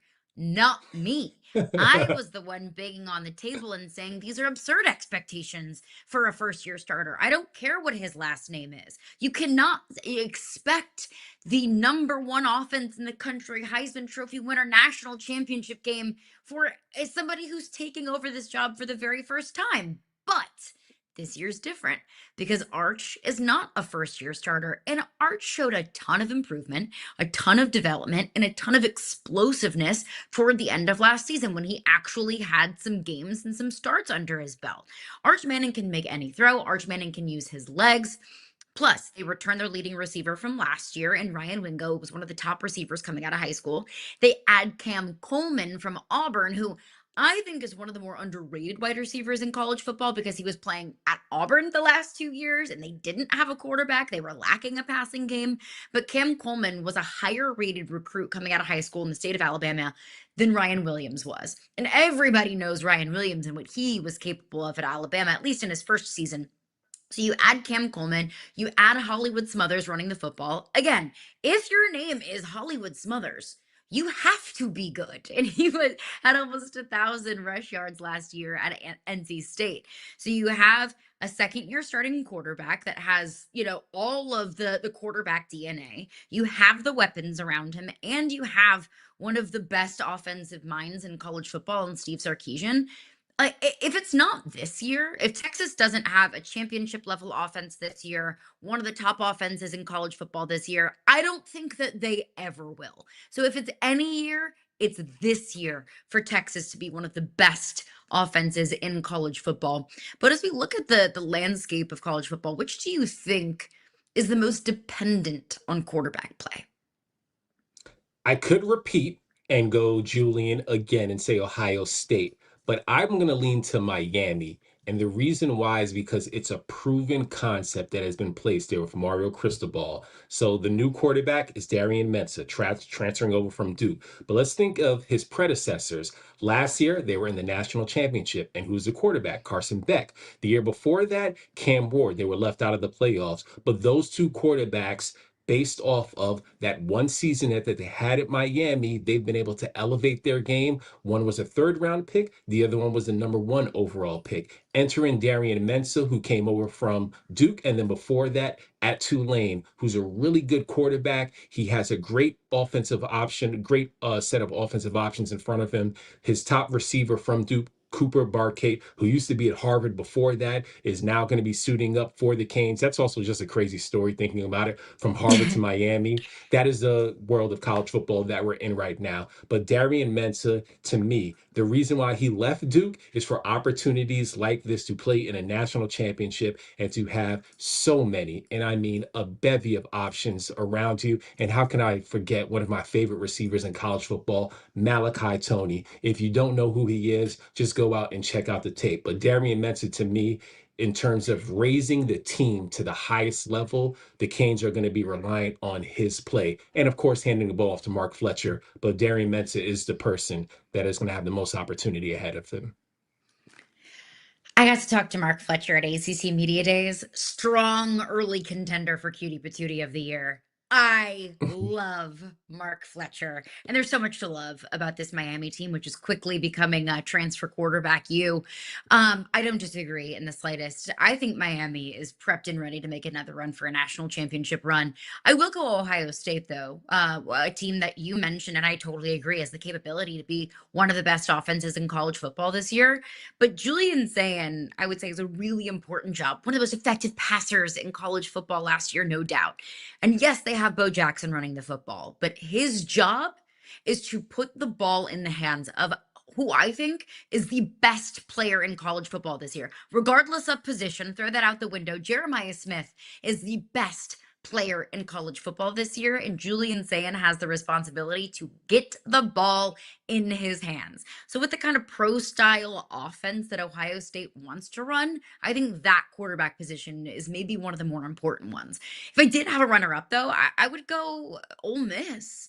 Trinidad Chambliss comes in as That's one fair. of the best returning starting quarterbacks in this league, and they have so much turnover. You lose Charlie Weiss Jr., your offensive coordinator and play caller. You lose Lane Kiffin, one of the best, most brightest offensive minds in this sport. So now Trinidad Chambliss, along with Kewan Lacey, they have the responsibility of, trying to follow up of what they did last season and find themselves back in the college football playoff. It's a guy that's seen a lot of football. He's played a lot of football. So I think a lot will be on his shoulders early.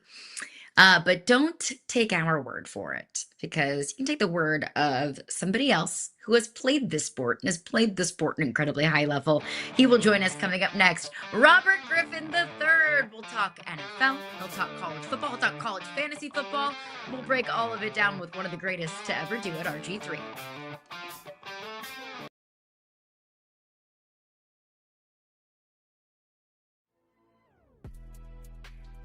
And I had that moment there at the World Cup a few minutes before we went out and realized, oh my God, 30 plus years, all the amazing events that I've been able to be part of, including my beloved UFC, now culminates into this moment where it's the biggest sporting event and the biggest sports stage in the world.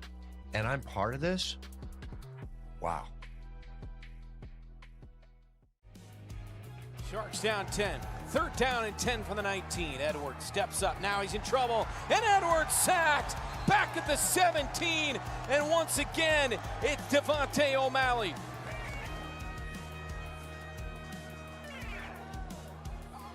And flipped into the end zone. Touchdown. A thing of beauty. DeLaurent for Murray with a late pitch over the top, end over end. And a Pirates touchdown. Darian Mensah was not the only player who left Duke that day to go to Miami.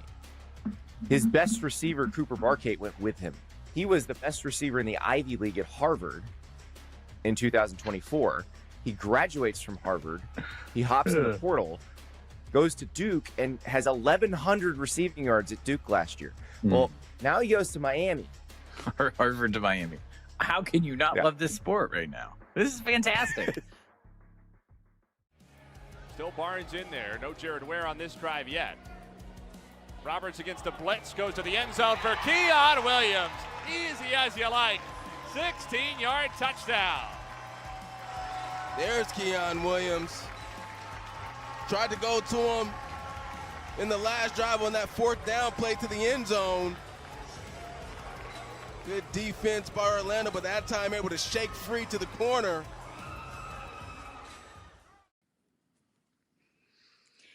Stephon Diggs' one-year deal to return home to the DMV with the Commanders is worth up to $12 million per Adam Schefter. That was a little breaking news that we got last night. And RG3, somebody who knows that organization very well, will join us here in just a moment. But first, Justin, your reaction when you saw that the Commanders were bringing in some wide receiver help for Jayden Daniels and Stephon Diggs. This is what it looks like when an organization invests in their star quarterback. Jayden Daniels set the league on fire in his rookie season. They fell short in the NFC Championship game. Last year was injury plagued, and now they bring in Stephon Diggs, who I think is going to be a great move for them. Now, are we expecting Stephon Diggs to be the caliber of wide receiver when he was in Minnesota or even Buffalo? No. And certainly not what he did at Houston, but I do think that he's more than capable of being a good target and check down receiver. The number one wide receiver for the Commanders is obviously Terry McLaurin, Scary Terry. But now you bring in a guy who still is very can still produce for his team. Think about his numbers from last year with the Patriots. And I know that offense at times looked anemic, but still had 85 receptions, still crossed the 1,000-yard threshold. And that is usually the box that you check to find out if a receiver is still able to produce. And I think Diggs is going to be able to do that with the wide receiver options that he has alongside of him in Washington. I think this was necessary to add another weapon, some more explosiveness for Jayden Daniels, because like you mentioned, Terry McLaurin is going to be their wide receiver one. But there are still some question marks surrounding the rest of the wide receivers. I mean, you look at Antonio Williams, well, he's a third-round rookie. You can't rely on a guy like that. Well, you bring in Treylon Burks, but I covered Treylon Burks in his time at Tennessee. He was consistently injured and not available. That's one thing about guys, the older that they get, they're not going to necessarily get more available. So while Stephon Diggs is not going to be your certified wide receiver one, that's going to be Terry McLaurin. He's still going to be a red zone threat. He's still going to be a guy that can stretch the field, and he's still going to be a guy that defenses have to pay attention to. He had over 1,000 yards receiving last year in New England. So I think I like this move. It's not a long-term deal. As when it comes to Stephon Diggs, well, I like the move. Of course, you have to acknowledge some of the off-the-field distractions that might come with it. But if you're the Commanders, you have to be okay with that. You have to be okay with, if we want the on-the-field production from Stephon Diggs, we're going to have to deal with the off-the-field distractions. But those might not matter as much as what he could bring on the field and putting some weapons around Jayden Daniels, which I think was absolutely positively necessary, and what is going to be a critical year for Jayden Daniels. Year 3 coming off of an injury-riddled year 2. This year, I think, is going to be absolutely positively critical for Jayden Daniels, for his production, for his development, and I think for the Washington Commanders to evaluate what they have and their young quarterback and what they want to invest in him moving forward. So joining us now is somebody who knows that organization very well, who played the same position that Jayden Daniels is playing in now. Robert Griffin III joins us here on Yahoo Sports Daily. Robert, before we get into that, before we get into your former team, I want to get into a take that you recently posted on Twitter about how the Cleveland Browns need to name Shedeur Sanders the starting quarterback. Let me say it for the record. I don't disagree with you in the slightest, but don't take my word for it. We'll take your word for it. Why? Why is Shedeur the right move at QB1 in Cleveland? Well, one, I thought he was the right move in the offseason. I thought that they should have went ahead and made him the starting quarterback. He has the locker room on his side. Although his numbers weren't the best, some would say they were probably the worst. They did win games when he was the starting quarterback, and I think that instilled a lot of confidence into the rest of the guys. Now, when you go through the offseason, you go through training camp, and you've been through 6-7 practices, and he's outperforming everybody else out there on the field, getting completions, protecting the football. You see the reaction of the team.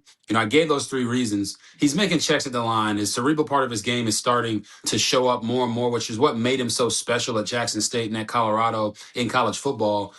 These guys can see the writing on the wall. And the bottom line is this: Deshaun Watson is getting paid a gazillion dollars, and he's in a quarterback competition with a 5th-round pick. Now, I know that Shedeur Sanders was worthy of a first-round draft pick, but that's the reality of right now of what is going on. And he's not really outplaying him to what his contract says he should be. So I don't think anyone in the league believes that Deshaun Watson would be getting this opportunity if he wasn't getting paid so much money. And he's getting outperformed by a fifth-round pick in Shedeur Sanders. It's time for them to close the book on Deshaun Watson and go ahead and fully buy into Shedeur Sanders and give him the runway that he needs to help turn that organization around. Sometimes it's hard to say goodbye, RG3, and that albatross of a contract they want to lock into. Let's go back to your former team because we're just referencing Stephon Diggs going to Washington and what it does for Jayden Daniels. Daniels has drawn a lot of similar comparisons to you. Obviously played for Washington in addition to being a Heisman Trophy winning quarterback. Your expectations for him this season after an injury-plagued season last year? Yeah. First, I want to say, guys, I didn't get a chance to say this after the first question, but you guys do a great job. Keep killing it. All right. Thank you. Secondly, Thanks for being here. to bring up about Jayden, no problem at all. About Jayden Daniels, the comparisons are crazy, right? You're talking about draft pick, Heisman Trophy winner, unbelievable rookie year, second year injured. And guys, I want the comparisons to stop there. All right. This guy is special. The organization believes in him top to bottom. They want him to be their guy. There is no question about that. And I just think that when you look at David Blow and what he's going to be able to do with the offense, getting easy completions for Jayden Daniels is his secret weapon. His efficiency is his secret weapon. I put it out there a few weeks ago, I believe. You know, him completing over 60% of his passes, you would say that's a good metric for all quarterbacks, but it's extremely important for Jayden. In his rookie year, he had 4 games where he completed less than 60% of his passes. 4 in 20 games, right? Going to the NFC Championship game. Last year, he had 4 in 8 games. So it shows you how much his efficiency dropped because they were asking him to be Superman every single play. That is something that I vividly remember during my career, and I don't want that for him or any young quarterback. Bringing in Stephon Diggs. I saw you guys already talked about him coming into the organization and me predicting that like 3 hours before it happened. You know, I think that's a great thing for Jayden, giving him a proven commodity at wide receiver that he knows, hey, if I get in a bind, I can find this guy and he's going to separate and he's going to make big plays for me. Jayden Daniels obviously part of that star-studded and deep 2024 NFL draft quarterback class. Drake May, Caleb Williams, J.J. McCarthy, Michael Penix Jr., Bo Nix. They're all going into year 3. What about year 3 in the NFL for a quarterback is so critical? You know, year 1, you hear people say that you can catch people by surprise. Year 2, they start to make some adjustments. The analytics guys come out and they tell you, oh, he's throwing the ball to his right on 3rd and 7, 90% of the time. They start jumping all the things that you like to do. And when you get to year 3, when you've had two full off seasons to go through the NFL, what I tell guys is that's when the game truly slows down for them. Your rookie year, you're kind of just playing with your hair on fire. Your second year, you're making a lot of adjustments to the adjustments that they've made. And in year 3, you truly start to find out, all right, what is it? What am I going to be in this league? I looked at Lamar Jackson in that same type of way when I was mentoring him in Baltimore. By year 3, I knew like, all right, this is who Lamar is. This is what he loves to do. This is what he's good at this level. So you talk about these guys, they're still so early and young into their careers, but I expect Drake May, Jayden Daniels, Caleb Williams, Bo Nix, I expect all those guys to be MVP candidates. They've shown that they can do it at a high level. Their teams believe in them. Their coaches believe in them. They're putting them in position to be successful.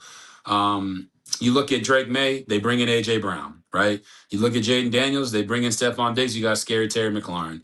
Caleb Williams, they brought in everybody under the sun for him and got rid of DJ Moore. Great player, but maybe not always bought into Caleb Williams, right? And they've cleared that locker room to make it to where this is his team and they're all thinking Super Bowl. That shows you that the coaches, the owners, the GMs, and the fans all believe that these guys are franchise quarterbacks. And I couldn't be happier for them. I root for quarterbacks, guys. I don't want to see any of these guys fail. I think their teams have set them up for success. Yeah, especially when you surround them with options like the ones that you mentioned. If we could single out one of those quarterbacks in Drake May, knowing that he has AJ Brown, who has a Super Bowl winning experience coming from Philadelphia and also was a great threat when he was in Tennessee. You, from a Yes. quarterback perspective, what does that do for a young quarterback to have an elite receiver that they now can target? It gives them a get out of jail free card, right? I think I put this out there on Twitter as well. Like, throw him the damn ball. Okay. I want to see 50 to 70 targets for AJ Brown in the first 4 games of the year. And it's not that it can't be done. I believe Puka Nacua had 62 targets in his first 4 games, or it might have been 5 games with the LA Rams last year. And you kind of saw what kind of year he was able to have. But if the Patriots can come out and allow Drake May to establish that AJ Brown is the center of their offense, it'll open up everything else. Hunter Henry will get more targets at tight end. The running backs, Ramondre Stevenson, they'll get bigger holes because defenses will not be able to load the box. And Drake May will ultimately get easier completions to everybody else in the offense. The last thing you want to do is come out and AJ Brown's got 30 targets through 4 or 5 games, and you got all the people in the media and the sources talking about he's unhappy. A happy AJ Brown is great for every offense. He has aided every single offense that he's been in Tennessee, in Philadelphia.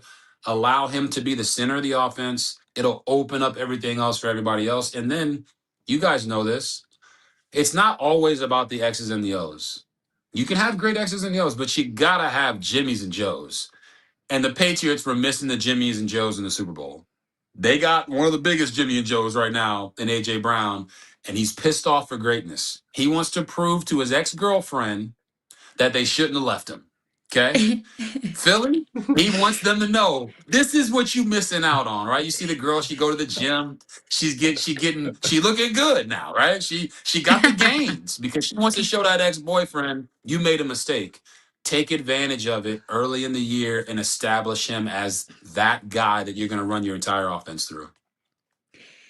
We've seen him do it before. I remember when AJ Brown scored against the Titans when he was wearing an Eagles uniform and then started spanking the goalposts as if to say, you broke up with me and I'm going to prove you wrong. We want to transition into the college game because we've had so much fun seeing you in the Yahoo college fantasy football commercials all across the network. Earlier this week, we had our Yahoo college fantasy analyst, Eric Froton, on the show. We asked him where you would rank in this year's fantasy class. This is what he had to say. In terms of first ballot Hall of Fame college fantasy football quarterbacks, you had 2 legends in his senior season, both RG3 and Case Keenum. But RG3 was clearly the number 1 QB, Heisman winner. Talk about dual threats. I mean, the prototype dual threat was RG3 and Art Briles' spread offense in Baylor. Wheels up for RG3. Could not be more happy about having him representing the college fantasy cause. When I tell you his face lit up and started glowing talking about you in college fantasy football, I mean, it was like a different person. Very high praise from our guy, Eric Froton. How fun has it been for you to be part of Yahoo Fantasy College Football? Oh, it's been so much fun. And shout out to Eric, man. Appreciate the love and support. You never want to take that stuff for granted. I really enjoyed doing this spot. It was a ton of fun. If people have actually asked me, like, hey, would you go back to college football and play? And I'm like, I got a year of eligibility left, guys. Okay. They just gotta push it back to 2011 class, you know what I'm saying? And maybe I can do it. So I really enjoyed doing this. I think, listen, college football has never been in a better place. I know there's a lot of people that hate maybe some elements of the transfer portal, some elements of NIL, some of the conference realignment and the things that are going on. But the excitement and the amount of that fans are like tapped into the game, this is the perfect time to bring in college fantasy football, give them a chance to draft 18 players from the Power 4 conferences, including Notre Dame, have a good time with your friends. And like, it's all community building. So I love this type of stuff. You know, we should turn this into the Jake from State Farm thing. All right. We can do this every single year, have a good time doing it. And I enjoy the acting. It's a lot of fun. And everybody on set, the behind the camera people to the people who were on camera doing the spot, really, really made it sing, made my job very easy. And I'm very thankful for Yahoo for thinking of me for this spot. I love that idea. So let me lean into it a little bit more. Quick twofold question. First, if you could suit up for any current college football team, who would it be? And then the other half of that, what current group of college quarterbacks, if any, remind you of yourself? Ooh, two great questions. One, I would say if I was coming out of high school right now, the coach that I would want to play for is Curt Cignetti. Now, he doesn't take high school guys. He mostly takes guys from the transfer portal and turns them into superstars, first-round picks, Heisman Trophy winners. But I just think the way that he coaches, I love to be coached hard. I want to be held to a higher standard, and I think that's what he preaches. The other coach that I would honestly, want to play for is Deion Sanders. I think that when you look at Deion, it's been two down years, one up year, but every year he always takes it on himself. Whether they have success, he gives it to the team. When they don't have success, you never see him throw his team on the bus, his coaches, his players. And I think that's someone that you want to play for, especially him being one of the greatest of all time. And then what was the second question? What group of current quarterbacks in the college game remind you of yourself? It's funny. People have actually asked me this, and I kind of got stuck because when I first came into college, I was a runner, guys. Like, I could throw it, but I wasn't as developed in the passing game as I was in the rushing game. I think I ran for like 275 yards against Washington State when I was a freshman. But when you look at just the build of dual threat guys, Bryce Underwood certainly comes to mind. I want to see what he's going to do with Jason Beck in that new offense. I anticipate he's going to run the football a lot more. You look at Damon Williams out of Washington. I think that he is another guy. He's just not as tall as I was. And Bryce is probably a little taller than I am currently, or was at my peak. Maybe I've shrunk over the years. I have no idea. I'm not that old. But DJ Lagway at Baylor is another one. It's tough because, I say this as, you don't want to put anything bad on anybody, but I was an Olympic level sprinter. So that part of it is tough to find when you talk about comps. But by the time we were winning the Heisman Trophy at Baylor University, those guys, the DJ Lagways, the Bryce Underwoods, the Damon Williams, those are the ones that have that ability to do those things. And one of them I'd also say is Dante Moore. I think Dante Moore is a lot better athlete than people give him credit for. And I've seen him develop over the years because the UCLA Dante Moore would have never made it to the college football playoff last year at Oregon. So he got better when he went to Oregon. I anticipate that he's going to get better this year as well. And the last one I had to say is no one would ever say this guy is kind of in the model of the RG3 build, but it's Arch Manning. And don't let the skin color fool you. This mother sucker can run. He is a great athlete. And don't you dare call him sneaky athletic, okay? He is not sneaky athletic. He is athletic. I hate sneaky athletic. If you ever call a guy sneaky athletic to me, I'm going to shoot it down. I think Arch Manning is dynamic. I love how he responded to adversity last year. They start 3-2. He finished with 20 total touchdowns and 2 interceptions in the last 8 games. I think he has earned the praise this year. He should be the Heisman favorite, and I look forward to him going out there and having an incredible year with the Texas Longhorns because there's no hate in my heart. I got to call it all fair. They did leave the Big 12 because they're afraid to play us, Baylor Bears, you know what I'm saying? But at the end of the day, I call it like I see it, and I think the Texas Longhorns are going to be a phenomenal team this year. He is not his uncle's nephew. He is his dad's son. His dad, who was a wide receiver who had the wheels. Yep. He got his dad's wheels. There's no doubt about that. Robert Griffin III hanging out with us here on Yahoo Sports Daily. Thank you so much for your time. Thanks for being part of Yahoo College Fantasy Football. We're looking forward to a great season ahead. Yes, let's do it again. Anytime you guys need me, I'm there. Let's do it. Appreciate you. We'll talk with you soon, my friend. All right, more Yahoo Sports Daily coming up next.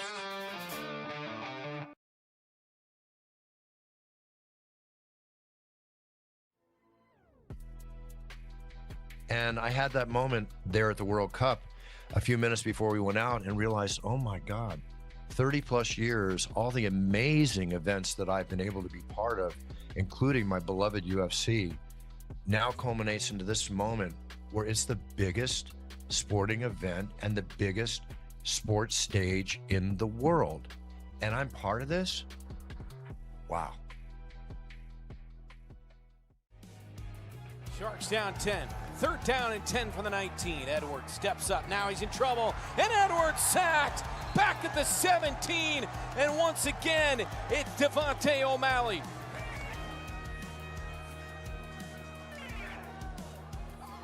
And flipped into the end zone. Touchdown. A thing of beauty. DeLaurent for Murray with a late pitch over the top, end over end, and a Pirates touchdown. Darian Mensah was not the only player who left Duke that day to go to Miami. His best receiver, Cooper Barkate, went with him. He was the best receiver in the Ivy League at Harvard in 2024. He graduates from Harvard. He hops in the portal, goes to Duke, and has 1,100 receiving yards at Duke last year. Well, now he goes to Miami. Harvard to Miami. How can you not love this sport right now? This is fantastic. Still Barnes in there. No Jared Ware on this drive yet. Roberts against the blitz. Goes to the end zone for Keon Williams. Easy as you like. 16-yard touchdown. There's Keon Williams.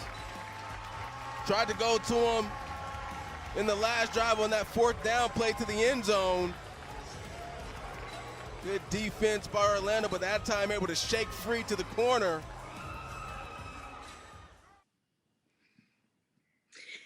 This coming in from the Associated Press. FIFA said on Wednesday it had apologized for errors made over Gianni Infantino's failed plan to sell stakes in the World Cup, and that senior staff in attendance at a summit held in Morocco, quote, reaffirmed their support for his presidency. This all stems from Gianni Infantino's now canceled plans to sell private equity stakes. Justin, do you think that this will do anything to quiet calls for him to step down, or will this only make them grow louder? Because clearly UEFA and several other soccer groups internationally were vehemently against this plan to sell stakes, and it has now only made Gianni Infantino's seat as the head of FIFA that much hotter. I think both can be true. I think that there will be calls for him to step down and retire from his position, but will it actually mean significant movement? No. This is how FIFA operates. Like, it's a fine apology at that, but they're corrupt. And there's been so much corruption in this for the longest of time that I don't expect real change to actually happen. So do I really think that this is a nice story for us to run at the end of the show? Yeah, but in terms of will it be a story tomorrow? Will it have legs as we continue to move forward? No, there are just so many things that I think are going to be not reported on that are actually going to determine on what the actual outcome of this is. But this report and this apology of sorts, yeah, I just don't buy it. FIFA also, in that statement, denied reports that Infantino promised Morocco the World Cup final in exchange for support. FIFA can deny that all they want. I don't buy that, though. I do buy 110% that that's how corrupt Infantino and FIFA is. That, hey, it's a quid pro quo thing. You want something? You want the World Cup final? I'll give it to you in exchange for your support. You scratch my back, I scratch yours. So I do believe that. Now, it may not be true. Maybe FIFA is telling the truth, that that is not the case. The fact that I can, and I think a lot of sports fans everywhere can actually believe that that's what happened behind closed doors, well, that's an indictment in and of itself. Whether it was true or not, it's believable. And I think that that is the problem. I think that FIFA is probably, and maybe, globally soccer is in a really difficult position, that the World Cup this past year was a wild success, that FIFA does print money, that there are more eyeballs, at least here in this country, on the World Cup than there ever has been. So financially, business-esque, financially, yes, it is a success. But to what extent can you withstand the clear and obvious corruption that isn't just going on behind closed doors. That's happening right there in front of our faces with this organization. I think the idea to sell stakes is maybe just the final straw that could break the camel's back and could potentially break Infantino's reelection. So surely this is a story that we will continue to cover here on Yahoo Sports Daily. He is Justin Walters. I am Caroline Fenton. We'll see you tomorrow morning on Yahoo Sports Daily.